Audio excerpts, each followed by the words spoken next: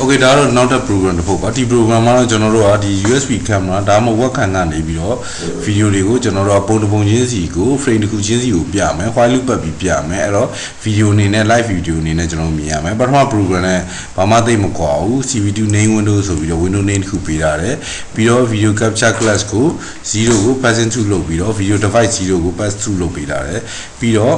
ကျွန်တော်တို့ capture ဖတ်တဲ့အချိန်မှာRED နဲ့ frame ဆိုတဲ့ variable နှစ်ခုကိုယူမယ်ပြီးတော့ RED က true ဖြစ်လို့ရှိရင် camera ကိုဖွင့်လို့ read လို့ရတယ်ဆိုရင်ပေါ့နော် frame ကို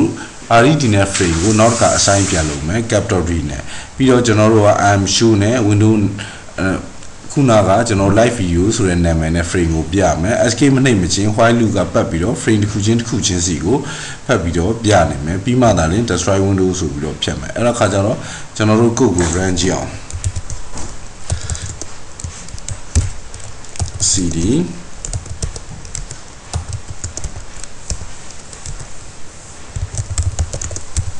truck bar ဆိုတဲ့နာမည်နဲ့ပါကျွန်တော်ဒီ program ဟုတ်ပြီဒါကတော့ video က escape နှိပ်လိုက်လို့ရှိရင်ပြတ်သွားမယ် okay ဟုတ်ပြီဒါဆိုရင်ကျွန်တော်တို့ video နှစ်ခုပွားအောင်တစ်ခု gray နဲ့ကျွန်တော်တို့ဖန်ကြည့်အောင် color တစ်ခု gray တစ်ခုအဲ့ခါကျတော့ကျွန်တော်တို့ frame တစ်ခုရထားပြီး red frame တော့ white loop တစ်ခါပတ်တိုင်း frame တစ်ခုကိုပြနိုင်မယ်အဲ့တော့ကျွန်တော်တို့နောက်ထပ် frame တစ်ခုကိုလိုတယ်ဒီ frame ကိုတော့ကျွန်တော်တို့က output လို့နာမည်ပေးလိုက်မယ် output လို့နာမည်ပေးလိုက်ပြီးတော့ cv2.cvd color cvd color ကိုမှတ်မိသေးလားအဲ့မှာကျွန်တော်တို့က frame ကိုရေးမယ်ပြီးတော့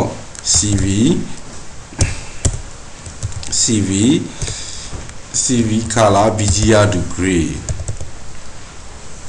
color bgr to gray gray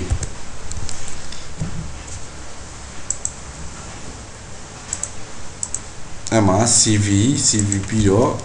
underscore မဟုတ် cv2 dot color bgr to gray ဆိုပြီးတော့နောက်ထပ် frame တစ်ခုကိုကျွန်တော်တို့က cvd color ကိုသုံးပြီးတော့ကျွန်တော်တို့ grayscale ဖြစ်အောင် bgr နဲ့ grayscale ဖြစ်အောင်လုပ်ပြီးနောက်ထပ် object တစ်ခု output ဆိုတဲ့တစ်ခုကိုဖန်တီးလိုက်တယ်အဲ့တော့ကျွန်တော်တို့ output ကိုလည်းပြပေးမယ်အဲ့တော့ cv I'm show နဲ့ gray အတွက်ကိုနောက်တစ်ခုပြမယ် cv2 dot I'm show ဒီမှာတော့ဒီတိုင်းပဲတာလိုက်ရေးလိုက်မယ် gray ဆိုပြီးတော့UDB output ဆိုပြီးပြလိုက်မယ်အဲ့တော့ပြီးရင်ကျွန်တော် program ကိုထပ်ပြီး run ကြည့်မယ်ခုန program နဲ့ပါများကွာနေတယ်လေ file loop မှာမှားနေတယ်ကျွန်တော်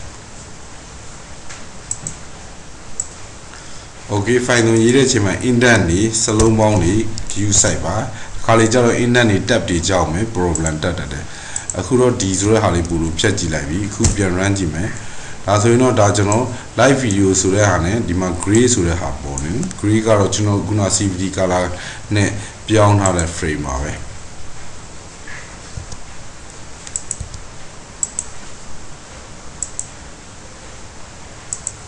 program ကောင်းကောင်းမရဘူးဆိုတော့ကျွန်တော် destroy window ဆိုပြီးတော့ window name နဲ့ပဲအဲဒီ window တစ်ခုကိုပဲ destroy လုပ်ထားတယ်အဲ့တော့ destroy all window ဆိုပြီးတော့ပြောင်းလိုက်ပြီးမှကျွန်တော်နောက်တစ်ခါ program ကိုထပ် run ကြည့်မယ်ဟုတ်ပြီဒါဆိုရင်ကျွန်တော် escape နှိပ်ကြည့်မယ် okay ပါဒီလောက်ဆိုရင်တော့ရတော့ပါပြီကျေးဇူးတင်ပါတယ်